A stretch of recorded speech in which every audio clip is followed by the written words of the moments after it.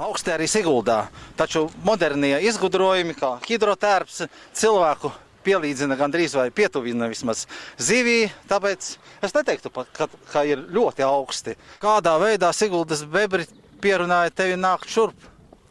Šī ir laba vieta Latvijā, un te ir tāds normāls klubs un normāla sistēma, un cerams, ka šeit būs arī augs jaunā maiņa, kas nodarbojas ar ūdens slēpošanu.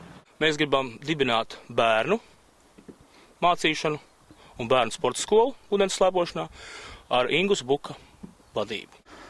Arturs Vaiders, Jānis Palhaunieks no sporta kluba Siguldas bebri.